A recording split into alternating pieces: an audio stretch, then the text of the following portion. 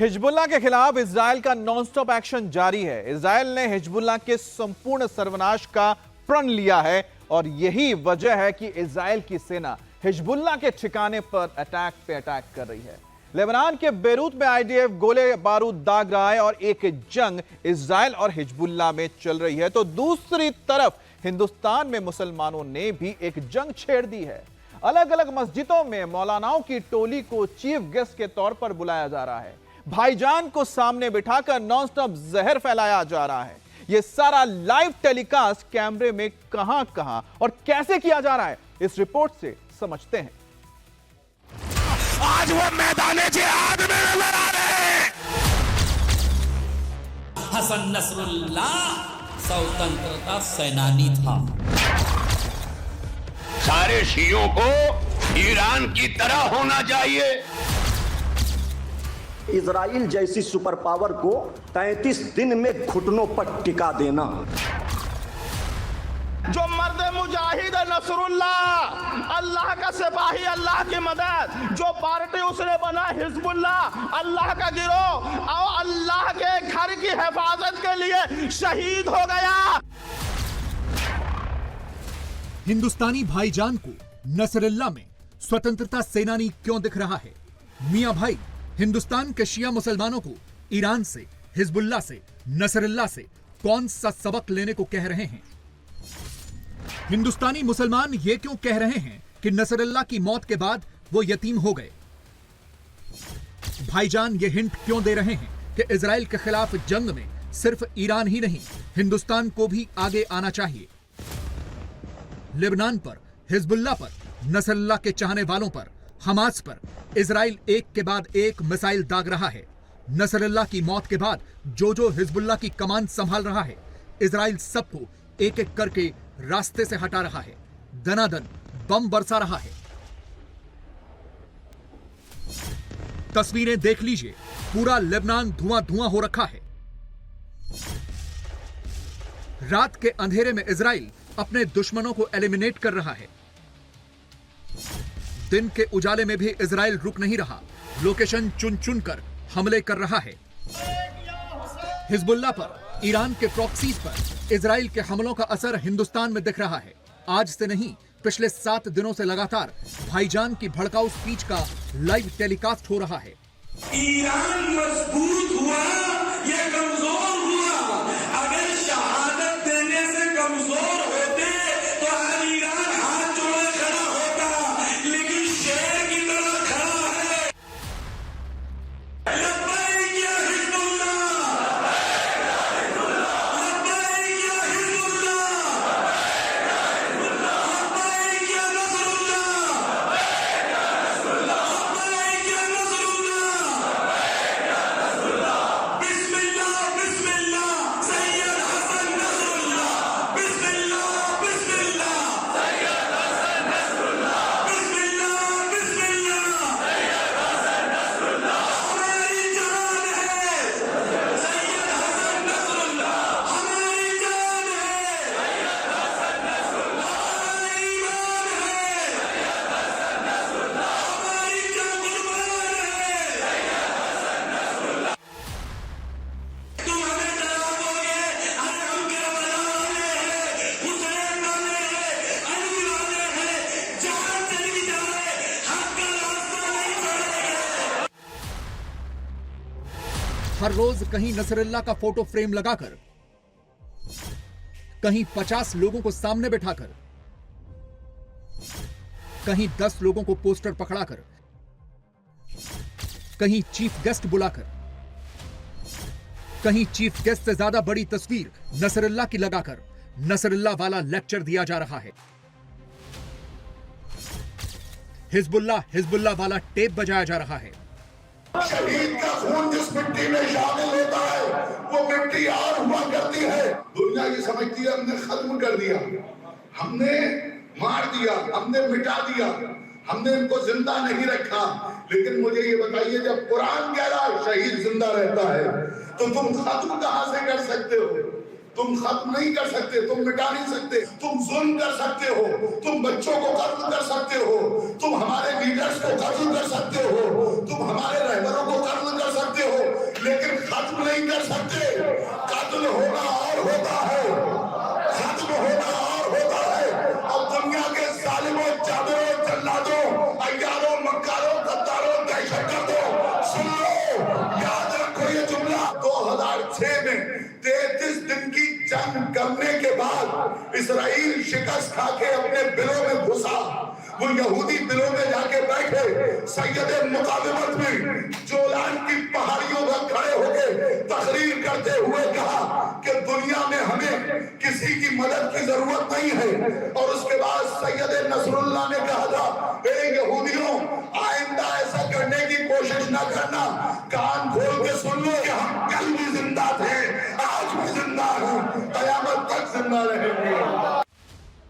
Lebanon में Hezbollah के ठिकानों पर एरियल स्ट्राइक के बाद इजराइल एक बहुत बड़ा हमला प्लान कर चुका है और अब की बार यह हमला लेबनान के बेरूत में नहीं, ईरान पर होगा। ईरान ने इजराइल पर 200 से ज्यादा बैलिस्टिक मिसाइल्स दागी थी। उसके जवाब में इजराइल ने बहुत बड़ा फैसला कर लिया है। किसी भी वक्त ईरान पर इजराइल बहुत बड़ा हमला कर सकता है। तैयारी पूरी हो गई है। खबर आ गई है, इजराइल ने ईरान पर हमले के लिए जिन शब्दों का इस्तेमाल किया है वो मिडिल ईस्ट को जलाकर राख करने वाले हैं। इजरायली आर्मी के रेडियो पर जो मैसेज दिया गया है उसमें साफ साफ बोला गया है, हमला गंभीर होगा और हम अपनी योजनाओं पर ध्यान केंद्रित कर रहे हैं। ईरान को यह जानने की जरूरत है कि इसके परिणाम होंगे और हम क्षेत्र में अपने पार्टनर से समर्थन की उम्मीद करते हैं। इस बीच इजरायली चैनल 12 ने एक और बड़ा दावा किया है। ईरान की IRGC यानी इस्लामिक रेवोल्यूशनरी गार्ड कोर का ब्रिगेडियर जनरल इस्माइल कानी भी उस हमले में मारा गया है जब नसरुल्लाह पर इजरायली मिसाइल आकर गिरी थी।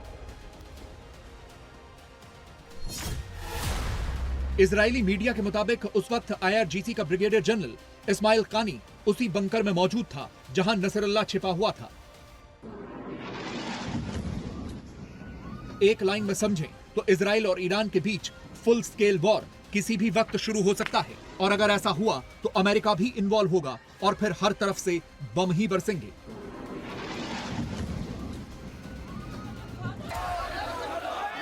रही बात हिंदुस्तान की, तो यहां अभी से युद्ध का माहौल बनाया जाने लगा है। भाईजान के हाथों में भले ही मोमबत्तियां और नसरुल्लाह वाले पोस्टर्स हों, लेकिन तकरीर सीधे सीधे युद्ध वाली ही है, मुस्लिम कम्युनिटी को उकसाने और भड़काने वाली ही हैं। इस्लाम खतरे में है। इस्लाम खतरे में नहीं है, याद रहे।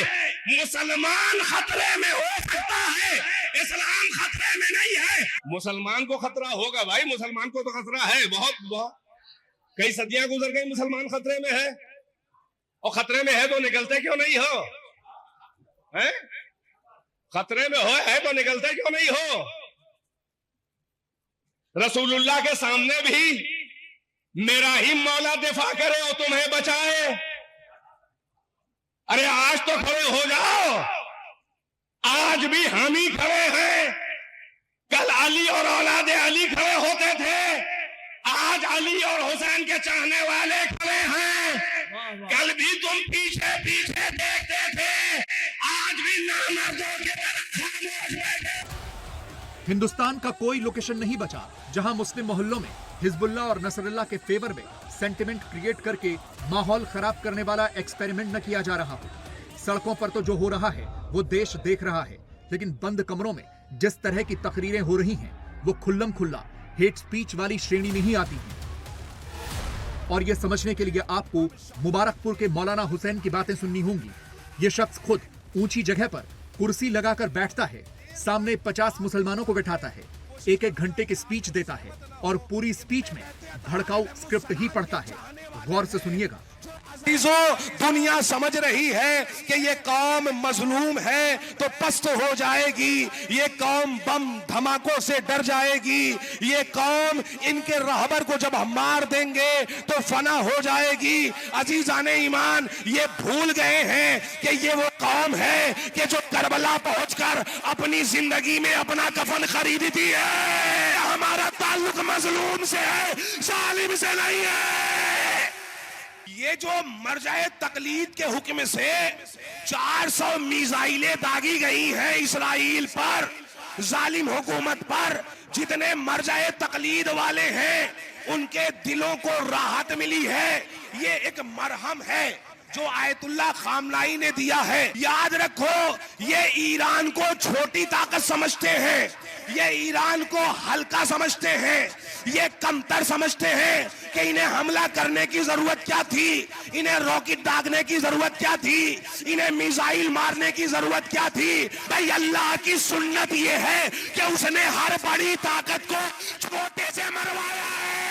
400 मिसाइलें मारी हैं, 400 मिसाइलों में 588 टन बारूद था, 588 टन बारूद गिरा है। इजराइल पर कोई चर्चा नहीं हो रहा है। कहा जा रहा है कि इजराइल का कोई कुत्ता भी नहीं मरा, इजराइल का कोई खिंजीर भी नहीं मरा। यहां बताया जा रहा है कि 80 टन बारूद गिराए गए, 80 टन वजनी यहां गिराया गया बम, और बताया गया कि यह मंजर देखकर सैयद अली खामनाई अपने बंकर में छुप गए हैं। आतंकवादी संगठन से जोड़ा जा रहा है मर्जाए तकलीद को, ईरान को, लबनान को, हिजबुल्लाह को। बताया जा रहा है कि ये छुप गए हैं, लेकिन अजीजा नहीं मान, ये मर्दे मुजाहिद है। इसने 400 मिसाइलें दाग के यजीदियत की निगाहों से निगाहें मिला के कहा है कि देखो हम वो हैं कि जब मैदान में आते हैं तो मैदान फतह करके दम लेते हैं। दुनिया भर की दहशतगर्द तंजीमें एक जगह जमा हो जाएं, अगर जंगे खैबर न याद दिला दूं तो अली का बेटा न कहना। 1 तारीख को 1 अक्टूबर को हमला किया गया। 1 अक्टूबर, अक्टूबर कौन सा महीना है? 10वां महीना है। 1-10 को एक साथ पढ़ेंगे तो 110 बनेगा।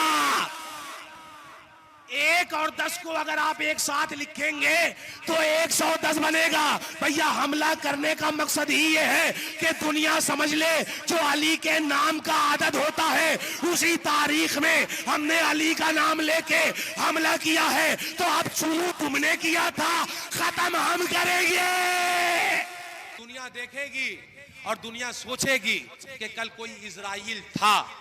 गूगल भी सर्च करेगा तो पता नहीं चल पाएगा कि इजराइल कहां गया।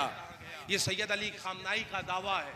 याद रखो, अगर कोई शहीद होता है तो वो कौम और सुरखरू होती है। शहीद का लहू रंग लाता है, शहीद का खून रायगा नहीं जाता। शहीद हमेशा जिंदा होता है और वो अपने पीछे हजारों लाखों मुजाहिद छोड़ के जाता है। आज हमारी कौम के दिलों में सैयद हसन नसरुल्लाह जिंदा है। आज हमारे घरों में सैयद हसन नसरुल्लाह पल रहे हैं।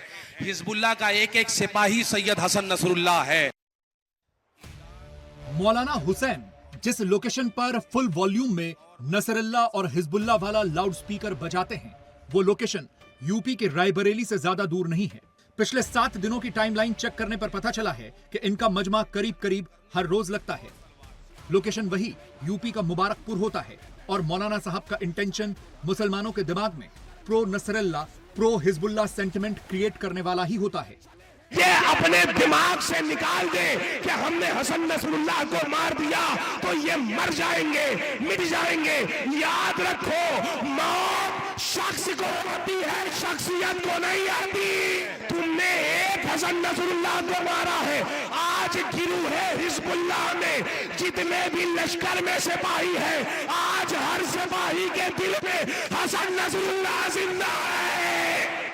आप निगाह उठा के देखें, आपको जगह जगह, शहर शहर, बस्ती बस्ती में एहतजाज आवाज की बुलंद होती हुई नजर आ रही है। लखनऊ में बड़ा पुरजोर एहतजाज किया गया, मजम्मत की गई, जुल्म के खिलाफ आवाज उठाई गई, जिसकी वजह से आज जालिम हुकूमतें थरथराई हुई हैं, लरज रही हैं। जब तक जिंदा रहो, इस तरह से रहो कि लोग तुमसे मिलने की आरज़ू रखें, जब मर जाओ तो तुम्हें याद करके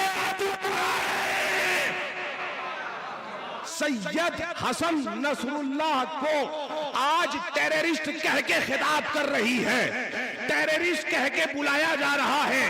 दुनिया भर में जितने भी दहशत गर्द तंजीमों से लिफाफा पा रहे हैं, जितने भी बड़े बड़े दहशत गर्द के सरबराहे आला के फेंके हुए टुकड़ों पे पल रहे हैं, वही ऐसे अफराद हुआ करते हैं कि जिन्हें हक दिखाई नहीं देता।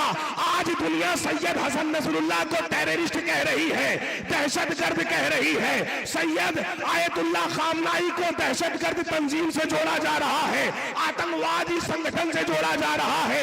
ये क्या है अजीजान ईमान? आतंकवाद का धब्बा ये क्या है? दहशतगर्द का धब्बा ये क्या है? ये तराश में लफ्जों को बदलकर यूं कहा जाए कि इन्हें बागी कहा जा रहा है, इन्हें बागी कहा जा रहा है। तो भैया हमें ज्यादा फर्क नहीं पड़ता, तुम चाहे हमें दहशतगर्द कहो, चाहे तुम हमें बागी कहो। कल नवाज़ाए रसूल को भी, जिसके घर से दीनो शरीयत चले हैं, उसे भी बागी कहा गया। तो तुमने आज हमें दहशतगर्द करके अपने शजरे का ऐलान किया है कि यजीदियत किधर है और हुसैनियत किधर। बस आज के जमाने की करबला में आप देखें, जो मजलूम का साथ दे समझ लो हुसैनी है, जो जालिम का साथ दे समझ लो यजीदी।